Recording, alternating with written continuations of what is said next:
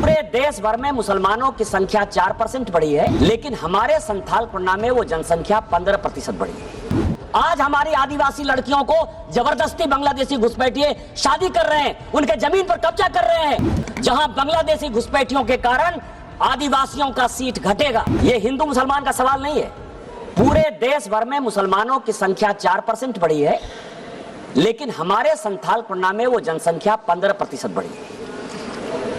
और वो सभी के सभी बांग्लादेशी घुसपैठिए हैं जो बंगाल के रास्ते मालदा, मुर्शिदाबाद, कालियाचक से लेकर किशनगंज, अररिया, उसके बाद पाकुड़, साहबगंज, गोड्डा, देवघर, दुमका, जामताड़ा, पूरा का पूरा ये फैलाव हो गया है। हम बाबा साहब अंबेडकर की बात करते हैं और मैं आपको बताऊं सभापति महोदय, इस सदन के लिए आज डीएमके और तमिलनाडु पूरे अपोजिशन की बैठक कर रहा है और हमारे भी मुख्यमंत्री जा रहे हैं वहां। डिलिमिटेशन जो है कैसे होगा, डिलिमिटेशन किस प्रकार से करना है, लेकिन कभी भी इस पार्लियामेंट में इसकी चर्चा नहीं हुई कि 2008 का डिलिमिटेशन हमारे झारखंड में नहीं हुआ है। इस देश में झारखंड नहीं है, हमारा ही राज्य एक ऐसा है जिसमें कि 2008 का डिलिमिटेशन नहीं हुआ। और क्यों नहीं हुआ? इसीलिए नहीं हुआ कि यदि डिलिमिटेशन हो जाता तो आदिवासियों की 1 लोकसभा की सीट और आदिवासियों की 3 विधानसभा की सीट कम हो जाती। यही कुलदीप सिंह का रिपोर्ट है डिलिमिटेशन कमीशन का। आपने जो है 2008 में और 1971 का जिस डिलिमिटेशन कमीशन की बात कर रहे हो, मैं एक्ट लेकर आया हूं। कांग्रेस ने कहा कि पॉपुलेशन के आधार पर डिलिमिटेशन होगा। 1973 में जो डिलिमिटेशन हुआ उसमें उत्तर प्रदेश में भी 1 सीट नहीं बढ़ा है। पॉपुलेशन की बात मत करिएगा। और तमिलनाडु में भी नहीं बढ़ा है। बढ़ा कहां? जो कांग्रेस शासित राज्य थे, चाहे मध्य प्रदेश था, चाहे महाराष्ट्र था, चाहे राजस्थान था। आज जो हम इस सिचुएशन में आए हैं जहां बांग्लादेशी घुसपैठियों के कारण आदिवासियों का सीट घटेगा। आप कर लो डिलिमिटेशन, बीजेपी कर लो डिलिमिटेशन, 2008 का डिलिमिटेशन नहीं हुआ। आज हमारी आदिवासी लड़कियों को जबरदस्ती बांग्लादेशी घुसपैठिए शादी कर रहे हैं, उनके जमीन पर कब्जा कर रहे हैं। पूरा साइबर क्राइम का सबसे बड़ा सेंटर जामताड़ा और संथालपन्ना हमारा है। इसलिए आपके माध्यम से इस सदन का ध्यान आकृष्ट करते हुए भारत सरकार से मेरा आग्रह है कि जब डिलिमिटेशन करेंगे तो बांग्लादेशी घुसपैठियों को हटाकर ही डिलिमिटेशन करिए। आर्टिकल 342 से लेकर 345 तक आदिवासियों की सुरक्षा के लिए शेड्यूल 5, शेड्यूल 6 और शेड्यूल 7 के डिस्ट्रिक्ट के लिए जो अधिकार दिए गए हैं, उसके अधिकार के आधार पर आदिवासियों की लड़कियों की शादी किसी आधार पर मुस्लिम में नहीं हो, उनकी संस्कृति नहीं बदले। और 355 के आधार पर यदि राष्ट्रपति शासन आप लागू कर सकते हो या इस पूरे एरिया को हटाकर यदि एक प्रदेश बना सकते हो तो आप उसको बनाइए। आपने मुझे वक्त दिया। जय हिंद, जय भारत। श्री रुद्र नारायण पानी जी। मैडम सभापति महोदया, मैं एक छोटा सा उदाहरण देके अपने विषय को समाप्ति की ओर ले जाऊंगा। मैं एक और उदाहरण देता हूं। पूरे इस सप्लीमेंट्री ग्रांट में power grid corporation of India limited PGCIL के लिए अधिक व्यय की मांग की गई है, मिनिस्ट्री ऑफ पावर के अंतर्गत आता है। मैं एक हेडलाइन पढ़ता हूं, जुलाई 31, 2012 का 3 ग्रिड। मुझे याद है अभी निर्मला सीतारमण जी आएंगी। निर्मला सीतारमण जी उस समय प्रवक्ता थी, पार्टी की, बैठी हुई थी एक चैनल के डिबेट में। अचानक अंधकार हो गया, अचानक अंधकार हो गया, डिबेट बीच में बंद हो गया और 22 राज्यों में 22 राज्य में अंधकार हो गए थे, क्योंकि 30 और 31 जुलाई 2012 को नॉर्दर्न ग्रिड, ईस्टर्न ग्रिड और नॉर्थ ईस्ट ग्रिड, तीनों ग्रिड फेल हो गए। 700 million people were plunged into darkness. 9% of the world population were plunged into darkness. TMC के लोग बैठे नहीं हैं। 200 मजदूर एक माइन के अंदर बंद हो गए। न जाने कितने लोगों ने जो वेंटिलेटर पे थे उनकी जान उनको गंवानी पड़ी थी। और आज दूसरा हेडलाइन में पढ़ता हूं टाइम्स ऑफ इंडिया का, जून 3, 2024, India's come a long way since 2012. Outage, world's largest, even 250 gigawatt isn't a problem for India now.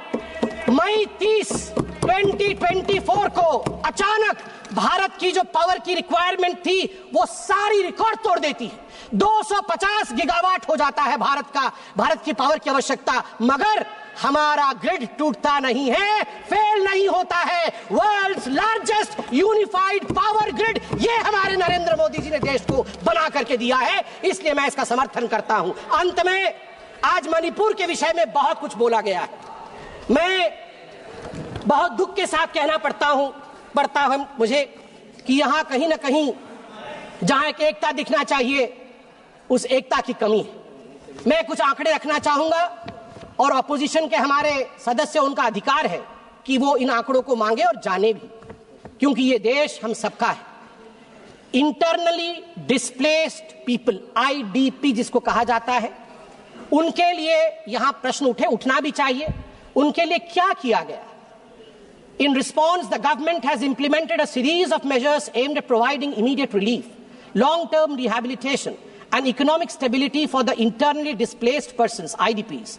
These initiatives are housing assistance first, prefabricated housing for 3,000 families to provide immediate shelter, 2,660 houses completed, 2,520 houses occupied, 340 houses will be completed by the end of the month. Financial aid of 1,000 rupees has been provided on 5 separate occasions, amounting to a total of 30 crore. An additional 27 crore has been released to support the housing reconstruction efforts in Manipur for those who are internally displaced. Relief camp operations have been sustained with an allocation of rupees 280 crore, ensuring essential services such as food and health care for affected families. A compensatory package of rupees 32 crore has been provided to farmers for those who suffered agricultural losses due to the conflict. माननीय सभापति महोदय, educational support के बारे में भी माननीय सदस्यों ने बात की। A total of 11,763 displaced students have been enrolled in various educational institutions.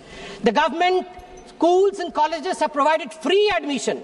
College Students Rehabilitation Scheme उसको इंट्रोड्यूस किया गया 2023 में, जिसने 1000 डिस्प्लेस्ड बच्चों की मदद की ताकि वो वहां फ्रीली जाके एडमिशन ले सके, और उनको 10,000 रुपए की राशि भी ऊपर से दिया गया। एम्प्लॉयमेंट और स्किल डेवलपमेंट डिस्प्लेस्ड लोगों के लिए 426 IDP led startups have received government support. ये स्टार्टअप के माध्यम से कई लोगों को नौकरी दी गई, जो अभी 500 इंडिविजुअल उसमें एनरोल हुए हैं हाल फिलहाल में।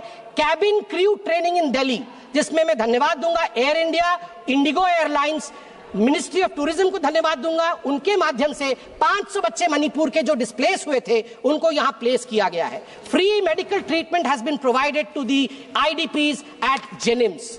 और ठीक उसी प्रकार हमारी जो गर्भवती माताएं हैं इन रिलीफ कैंपों में, उनके लिए भी हर संवेदना के साथ पूरी तरह की प्रोविजन की गई है। अंत में महोदय, मैं बस अपने भाषण के अंत में यही कहना चाहूंगा कि हमारे राहुल जी ने थोड़े दिन पहले, कल ही उन्होंने कहा कि वोटर लिस्ट में गड़बड़ी है। अभी अरविंद सावंत जी भी बोल रहे थे कि वोटर लिस्ट में गड़बड़ी। वोटर लिस्ट में गड़बड़ी नहीं है, आपके डेवलपमेंट लिस्ट में गड़बड़ी थी।